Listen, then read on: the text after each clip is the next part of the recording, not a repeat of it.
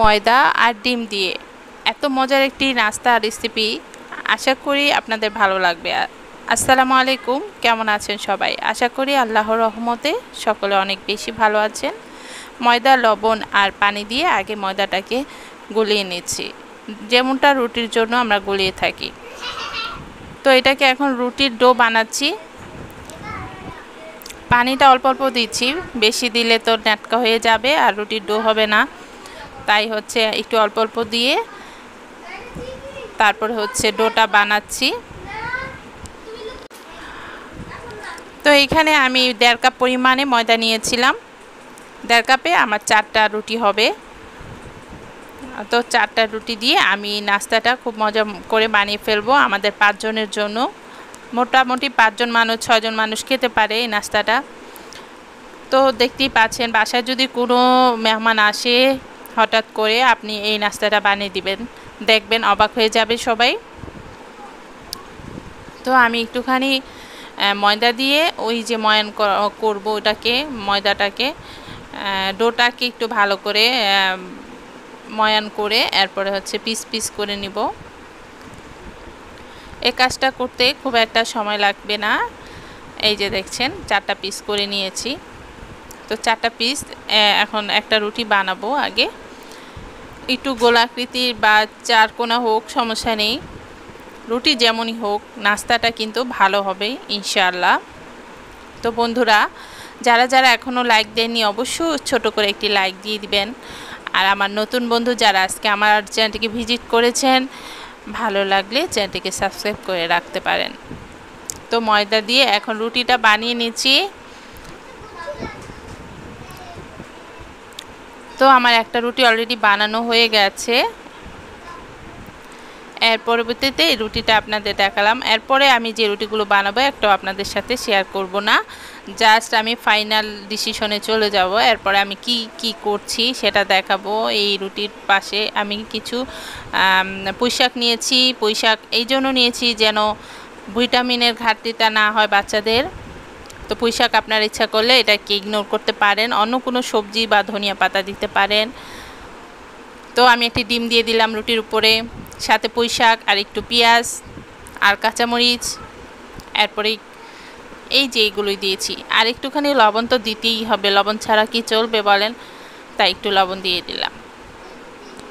তো আমার আর অন্য বাটি নষ্ট হওয়ার কোনো দরকারই নেই, আমি এর মধ্যেই মাখছি। দেখতেই পাচ্ছেন মেখে নিয়েছি। আর আমার এখন আরেকটা ফাইনাল কাজ, আরেকটা রুটি নিতে হবে, ওইটাকে উপর দিয়ে দিয়ে ভালো করে সিল করে দিতে হবে। এই তো কাজ, আর কোনো কাজ নেই। জাস্ট এতটুকুই ঝামেলা ছিল। এখন জাস্ট ফ্রাই প্যানে দেওয়ার পালা। ফ্রাই প্যানে তেল গরম হচ্ছিল, তেলটা ভালো করে গরম হচ্ছিল। সেই মুহূর্তে এই যে দেখছেন ফ্রাই প্যান গরম, আর এরপরে তেল দিয়ে দিয়েছি। এটা গরম হতে থাকবে। ভালো মতো গরম না হওয়া পর্যন্ত ওই নাস্তাটা দেওয়া যাবে না, না হলে কিন্তু তাওয়ার সাথে লেগে যেতে পারে।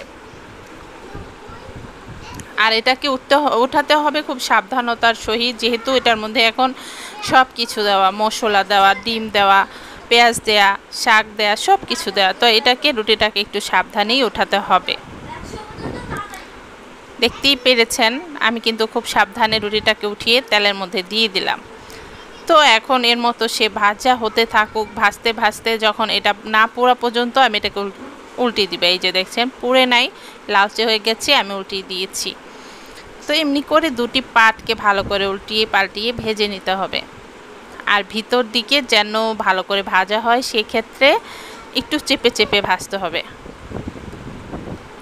তো বন্ধুরা, বিকেলে কিংবা সকালে এই ধরনের নাস্তা হলে আর কিছু লাগে বলেন? কিংবা মেহমান আপ্যায়নে এই ধরনের একটি নাস্তা থাকলে আমার তো মনে হয় না মেহমানদের আর কোনো বেশি চাহিদা থাকে। এর সাথে একটু চা হলেই হলো, আর একটু বিস্কিট চানাচুর হলেই হলো, আর কিছুই লাগে না। আমার মনে হয় যে একদম হঠাৎ করে মেহমান আসলে তাদের জন্য এই ছোটোখাটো এই ইজি নাস্তাটা আপনারা বানিয়ে দিতে পারেন। তো আমি এভাবে দুটি রুটি বানাবো,